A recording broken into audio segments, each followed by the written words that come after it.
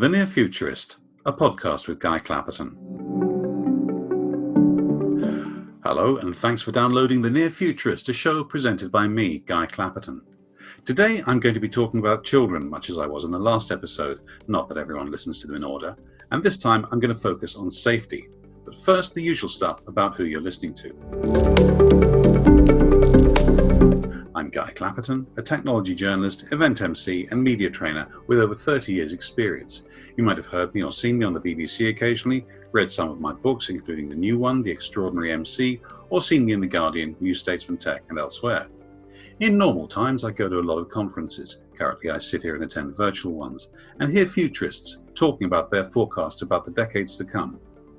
I'd rather use my 30 years experience as a commentator to discuss what's likely to happen later this year, early next, and the action we need to take now, so a friend and I came up with the Near Futurist concept. Do have a look at my website at nearfuturist.co.uk, where you'll find lots more episodes and information on what we're about. If you'd like to book me as a speaker or MC for your technology event, virtual or otherwise, please check the show reel on the site and drop me a line, guy@nearfuturist.co.uk, that's nearfuturist as one word, or get in touch with my agent, whose details are of course also on the site. And if you like what you're hearing on this podcast, please do consider leaving a review on the iTunes store or wherever you download it from. And if you're one of the people who've done so already, thank you. Well, that's quite enough me stuff for one day. I just think of it as midlife crisis, pay no attention. My guest today, the one you've been waiting for, is a seasoned marketing professional, which is what we call people when we try not to accuse them of being old. He's held position in Silverbug, SSE Enterprise Telecom and TNT Marketing, but his current role is, to my mind, a lot more important.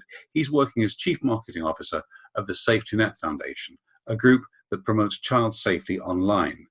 Sexting, online grooming, cyberbullying, we all know what goes on, and this is an organisation trying to do something about it. His name is Neil Fairbrother. Neil, welcome. Thank you, Guy. Thank you very much for having me. You're more than welcome. Let's start with the basics. I mean, as always, I've nicked the intro straight from your LinkedIn profile. Could you flesh it out a bit? Tell us about what you do. Yes, certainly. These days, I feel that I've crossed the editorial line and I'm less of a marketer and more of a journalist. But my background, as you rightly say, is marketing, and I've worked in the TMT industry for many years, mostly in telecoms, either as product manager or as marketing communications or product marketing, reaching the dizzy heights of marketing director and then moving into freelance marketing consultancy. I know that you're from the SafeToNet Foundation rather than the SafeToNet, which sponsors you. At the risk of giving myself and possibly the listeners a headache, I wonder if you could explain the difference. Yes, certainly. Well, SafeToNet is a safeguarding brand, which manifests itself in three different ways. SafeToNet itself has developed some super smart technology, which is deployed as an app on children's phones, which contextualizes a child's conversation and intervenes in real time to nudge the child's behaviour and to provide real-time advice and guidance, as well as providing digital wellbeing exercises. The SafeToNet Foundation is a registered charity in the UK, registered with the UK Charities Commission, and we work either side of that online moment of risk that the SafeToNet software detects and nudges children's behaviour from. So what we do is to educate and inform the general public about the complex and dynamic issue of online harms, and we also fund rehabilitation programs for victims and perpetrators of online abuse. The third area that the safeguarding brand of SafeToNet manifests itself is, you're probably familiar, Guy, with the Apple Genius Bar concept within Apple stores. Yes. We work with a German brand of smartphone stores called iBuy, where we have safeguarding Genius Bars. So parents that are buying their child's first smartphone, and children are often as young as 10, can have conversations with safeguarding gurus in store about what's going on with online safety and how best to safeguard their children online before buying their smartphone for their child. Now, I don't think anyone with a shred of decency is going to do anything other than approve of what you do and support your aims. But why SafeToNet in particular? How did this start off and who is involved? SafeToNet was founded by a couple, Sharon and Richard Percy, and they are on a mission. They had some experience in a different enterprise of online abuse of children, and they are determined to do something about it. Whilst in principle, I think you're right that most people with a shred of decency aren't going to object to what we do. Actually, in fact, that's not the case. Safeguarding children online is at the intersection of law, technology, and ethics and culture. And you'd be surprised at the amount of resistance from some quarters into doing anything that disrupts the status quo that today seems to accept as collateral damage the provision to predators of near unfettered access to children and vulnerable adults. And this really dates back to the mid-90s with the passing of the US Communications Decency Act, and in particular Section 230, which sounds a very arcane topic to be talking about, but Section 230 granted immunity to online service providers from whatever is posted on their sites.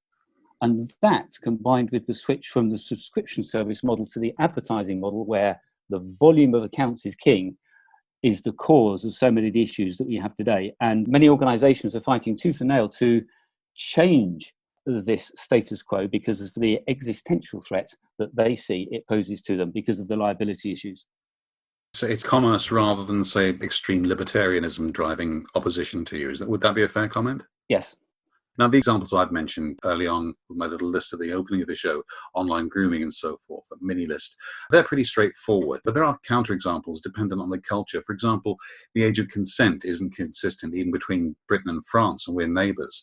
I'm just wondering how you come to a consensus about what you should actually oppose. I mean, there must be a dividing line somewhere. I'm not convinced, Guy, that you're right in your assessment that grooming is straightforward. So, for example, you've got to look at the motivations for grooming. Is grooming there for the sexual exploitation of a child by a predator, a paedophile? Is the grooming there for radicalisation of the child, as in the unfortunate case of Shamim? Sorry, I mean, opposition to grooming is fairly straightforward, but I'm sure you're going to tell me that's wrong as well. Okay, so, well, opposition to grooming, yes, is reasonably straightforward, I think.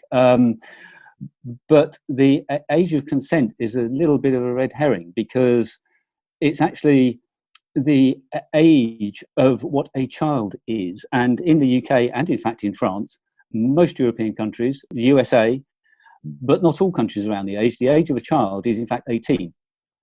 So although the age of consent is there, the age of being a child is 18. And there are many laws in place that protect the child on their journey from being a child to an adult, which is someone over 18. One of the laws that applies in this space is that it is illegal for someone under 18 to have, store, and send an intimate photograph of themselves. So if you are in a consensual relationship at the age of 17 and you send an intimate photo to your partner, technically speaking, that's against the law. This isn't really a problem at that kind of age unless the photo is then sent outside of that relationship.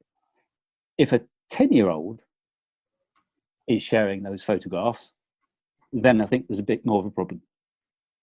Oh, yes, of course. I mean, as I say, there are the clear-cut areas. I was really asking about the 17-year-old sending to another 17-year-old and they're both consenting. We might not necessarily approve, but they probably weren't going to ask us in the first place. And that's, as you say, much less of a problem than the more obvious examples. So one thing I've always thought about the internet, and I don't celebrate this necessarily, is that it's all but impossible to police. I'm just wondering what, we accept that there is grooming, we accept that there is sexting between kids, and we accept there is exploitation. What practical things can actually be done around the internet to reduce this or prevent it? Well, we're talking about online safety of children, and children are always a special case. As I said earlier, there are many protections in place for children in the offline world on their journey from childhood to adulthood. For example, a child under 13 is not allowed to buy a pet. How do you replicate that online is the question. It's only unpoliceable if you accept the Faustian pact that says it's impossible, that the online sexual abuse of children and the other online harms that children suffer are an acceptable price to pay for what people deem in the interest of freedom of speech. Children, don't forget, have rights too. For example, they're enshrined in the UN Convention of the Rights of the Child, a convention, by the way, that America is one of the last remaining countries to actually ratify. So from the perspective of online child safety, there's actually plenty can be done. I know, Guy, that a lot of your audience are people that work in the enterprise space, the corporate space, and many of them may have a technical orientation. So just to give some idea of scale, 1 in 500 corporate issued computers is used to collect, store, and disseminate child sexual abuse material. 1 in 500. And this is that because of a security breach? Are they effectively acting as dumb terminals because someone sent a bot out there, or is this deliberate? Well, it's often deliberate, and they may well be exploiting weaknesses in IT security. But these kind of images there are specialist systems that can detect these kind of images, but these specialist systems are not often deployed within the enterprise space. So one practical thing for your corporate IT audience members to do might be to deploy such a system. SafeToNet, by the way, doesn't provide that kind of thing, so this isn't a plug for SafeToNet. But to give some kind of scale, a typical find of material on a corporate laptop or system might be 1 to 3 terabytes of images and video, and a large find might be up to 100 terabytes. It's absolutely staggering. Of course, there are already authorities looking into this sort of thing. There's the courts, there's the regulators. What's wrong with relying on existing regulations? Well, as I said at the outset, part of the problem are the existing regulations. And in many ways, they are the cause of the problem. Section 230, for example. If you look at cyberbullying, which can be so devastating to children that they very sadly commit suicide. Molly Russell, for example, just a short year or two ago. Cyberbullying itself isn't a recognised legal term. But if you look at the activities that comprise cyberbullying, then there's all sorts of laws and regulations, but they're difficult to enforce in the online context. I understand from what you were saying to me when we were in the lead up to actually doing this recording that the regulations and regulators are changing. I wonder if you could elaborate on that a bit. Well, that's right. So in 2013, David Cameron made a speech which turned out to be quite a defining moment in British online child safety, because he nailed his colours to the mast by wanting to make this country to be one of the safest places in the world for children to be online. And this eventually led to the publication of an online harms white paper in 2018. From which we are very soon, in April, I believe, coronavirus permitting, expecting some new legislation that will create an internet regulator in the UK, which is likely to be Ofcom. The new regulator, Ofcom, will have significant powers, for example, to hold individual directors of online companies personally liable for the content on their platforms. Now, whether this proves to be effective obviously remains to be seen. Do you see your role will change in terms of fitting in with this new environment? Well, the SafeToNet Foundation is here, at least in part, to educate and inform the general public. And the fact that we will have an online regulator doesn't make things any simpler. It might even make things more complicated. Who knows what the unintended consequences will be.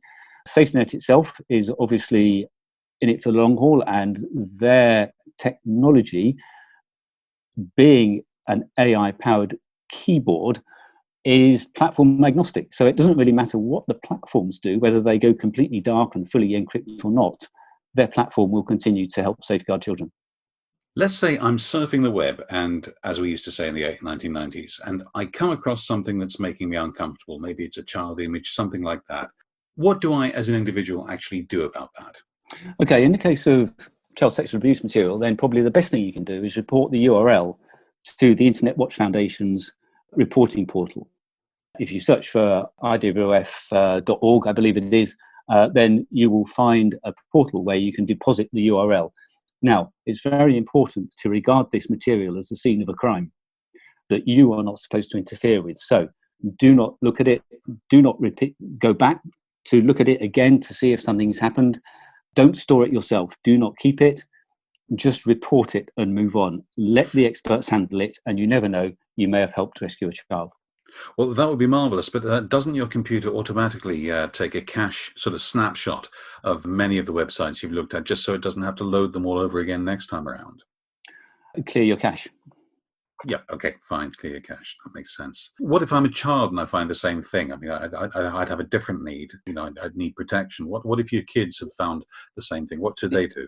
Yeah, okay. In the case of a child, it's a little bit more difficult, because if they're being subject to grooming, they may not feel uncomfortable at all. There's a common misconception that a child being groomed feels uncomfortable. You know, if someone's talking to you online and they're making you feel uncomfortable, leave the conversation.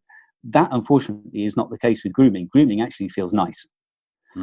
A successful grooming operation makes a child feel special, and they won't feel in the slightest bit uncomfortable at all. If they do find something, though, that is uncomfortable, then they should definitely turn to a trusted adult or organisation to get some help and assistance. So I suppose an awful lot of this is actually about communicating with your kids and making sure that you've got a rough idea of what's going on online in their lives. You've absolutely nailed it there. Children are social media savvy, but life naive. Parents tend to be social media naive and life savvy. What needs to happen, and this is part of the aim of the SafeToNet Foundation and also SafeToNet's intelligent app, is to educate the child on behaviour and the parents on social media and get the two to have meaningful, intelligent and trusting conversations. So my next question was, if I'm a parent, how do I know my kids are safe? I have a feeling I've just answered it by saying talk to them, or better still, listen. Yes, basically, you don't really know that your kids are safe. It's as simple as that. Any child from any family, from any demographic, if they are online on any social media app or game with a social media aspect, they are at risk. Now, there are things you can do that can stack your odds in your child's favour, but there aren't any guarantees. And as you rightly say, do engage in conversations. Don't pry, don't spy on their activities, because that will alienate them. As I'm sure you would understand, we've all been children, we've all been teenagers, and we remember not appreciating the intrusion into our private lives. But you do have to have that trusting, intelligent and informed conversation about what children are doing. Look for offline signs, changes in behaviour of a child. Clearly, adolescents are going to change in behaviour anyway, so that's kind of difficult. But look for stuff. Where did those pair of trainers come from? That Apple Watch. What kind of physical gifts are given in the grooming process? The problem, of course, Guy, is that some gifts are online or invisible. Paying for in-app purchases or in-game purchases, that can be used during the grooming process to gain the trust of a child. And unless you have those informed and open and honest discussions with children about their online activity, then you won't know that someone has bought them the next level of a game that they're desperate to reach.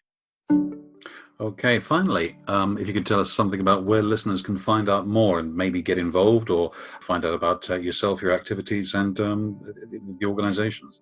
Yes, thank you, Guy. Well, please, if people could go to SafeToNetFoundation.org, we have a lot of information there. We have advice and guidance from subject matter experts and indeed from young children themselves and teenagers themselves. We have assessments. I think we have about 100 assessments of different apps and online games in terms of the risk that they present. And also we have an ongoing series of in-depth podcasts where we talk to subject matter experts about the legal, technical and social aspects of this complex and dynamic topic. And they are well worth a listen. I've actually given those a listen after you've listened to mine, of course, everybody. Indeed.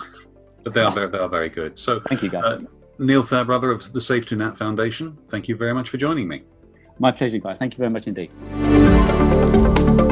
And many thanks to you for listening. That was the Near Futurist podcast with me, Guy Clapperton. Don't forget to have a look at the website at nearfuturist.co.uk, and I'll be back in 2 weeks' time.